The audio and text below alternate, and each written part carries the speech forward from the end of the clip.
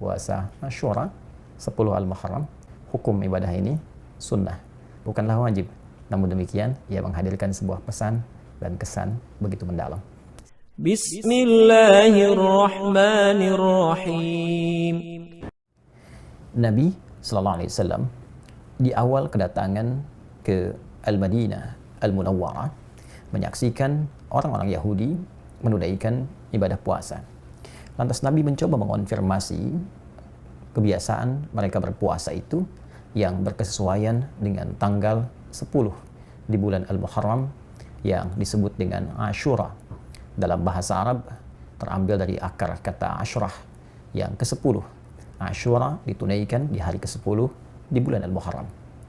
Nabi mengonfirmasi kepada para sahabat, orang-orang di sekitarannya, termasuk juga kaum Yahudi pada masa itu.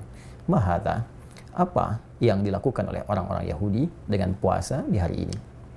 Lalu mereka menjawab bahwa mereka menunaikan puasa pada saat itu untuk mensyukuri nikmat Allah Subhanahu wa taala yang telah diberikan kepada Musa alaihi salam dan pengikut beliau saat diselamatkan oleh Allah Subhanahu wa taala dari kejaran dan kekejaman Firaun laknatullahi alaihi.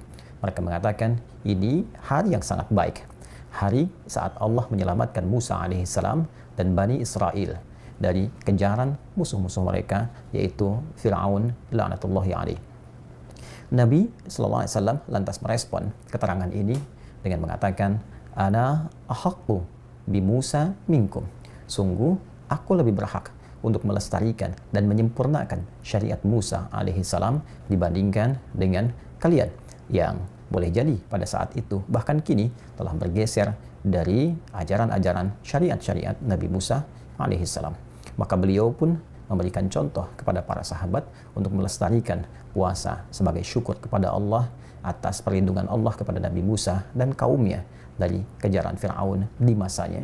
Kemudian meminta para sahabat pun untuk melestarikan puasa yang dimaksudkan, yang dikenal kemudian dengan puasa Asyura yang bertepatan dengan 10 Al-Muharram. Diriwayatkan hadis ini oleh Al-Imam Al-Bukhari.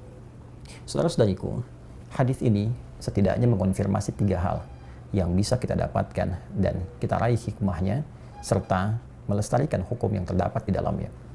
Pertama, Nabi ketika mengatakan ana ahaqqu bi Musa minkum, saya lebih berhak dibandingkan dengan kalian untuk melestarikan dan menyempurnakan syariat Musa alaihissalam.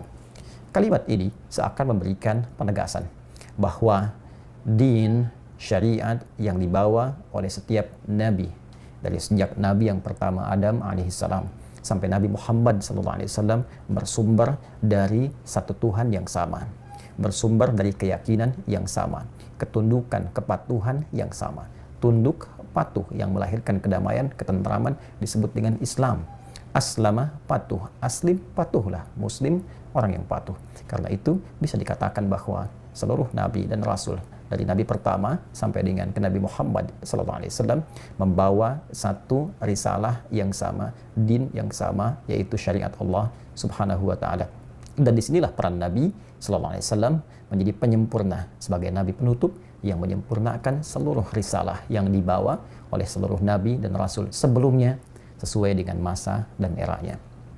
Kedua, Nabi SAW ingin memberikan keteladanan kepada kita bahwa segala bentuk nikmat yang kita terima dari Allah Subhanahu wa taala, apakah nikmat itu berupa pemberian yang kita dapati atau pertolongan yang Allah berikan saat kita mengalami satu ujian, musibah, terbebas dari lilitan utang piutang, terbebas dari kejaran orang-orang yang mengintai, terbebas dari ancaman-ancaman yang dihadapi, segala kesulitan yang kita rasakan dan mendapati pertolongan Allah, bahkan diberikan pemberian yang begitu berlimpah, maka adab kita terhadap Allah Subhanahu wa taala adalah menampilkan puncak syukur kepadanya. Seperti Nabi ketika diberikan anugerah oleh Allah yang besar dengan turunnya surah Al-Kautsar itu, inna a'tainakal kautsar, kami sungguh telah menjamin, menyiapkan untukmu kenikmatan yang sangat berlimpah di surga kelak. Fasalli li rabbika wanhar, maka dengan itu sikapilah semua nikmat yang telah kami jaminkan itu dengan cara bersyukur kepada Allah dengan meningkatkan salatmu. meningkatkan doamu, meningkatkan korbanmu, meningkatkan sifat berbagimu. Jadi adab di dalam Al-Quran, adab di dalam hadis, ketika kita mendapatkan satu kenikmatan, satu pemberian dari Allah, satu perlindungan, maka syukurilah semua itu dengan meningkatkan amal saleh. Seperti Nabi Musa mensyukuri dengan puasa, Nabi Muhammad mensyukuri dengan hadirnya setiap tambahan usia yang Allah hadirkan kepada beliau dengan puasa. Nabi Muhammad mensyukuri nikmat surga yang dijaminkan dengan meningkatkan sholatnya dan gemar berbagi bersama umatnya. Karena itulah dalam kondisi apapun yang kita hadapi, ketika Allah memberikan nikmat sekecil apapun, maka hadirkan syukur kita kepada Allah. Baik itu dengan meningkatkan salat, meningkatkan bacaan Al-Quran, ataupun dengan cara meningkatkan ibadah siyam, berpuasa, diniatkan sebagai ibadah karena Allah Subhanahu wa Ta'ala. Yang ketiga, hadirin saudara-saudariku, yang paling menarik, Nabi menegaskan bahwa puasa Asyura ini yang bertepatan dengan 10 Al-Muharram memiliki satu keistimewaan lebih, yaitu yukaffirus sanatal madiyah, bisa menggugurkan dosa setahun yang berlalu. Para ulama mengonfirmasi bahwa dosa yang dimaksudkan adalah dosa-dosa kecil, bukan dosa-dosa besar yang mesti mewajibkan dan menghadirkan taubat yang sungguh-sungguh kepada Allah Subhanahu wa Ta'ala dengan mengikuti berbagai perangkat, berbagai tata cara yang telah ditetapkan oleh syariat. Namun demikian, ini tentunya menjadi hadiah yang sangat besar. Hanya terjadi sekali dalam satu tahun. Puasa Asyura 10 Al-Muharram menggugurkan dosa-dosa kecil setahun yang telah berlalu.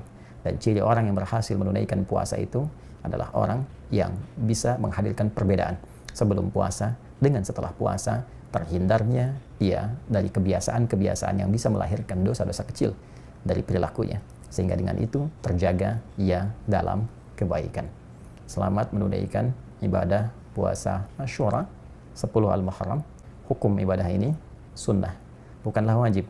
Namun demikian, ia menghadirkan sebuah pesan dan kesan begitu mendalam. Semoga Allah memberikan taufik kepada kita dan memberikan kekuatan untuk bisa konsisten menunaikan syariat Allah Subhanahu wa Ta'ala yang disampaikan lewat Rasulullah sallallahu alaihi wasallam sampai kita menghadap kepada Allah Subhanahu wa Ta'ala.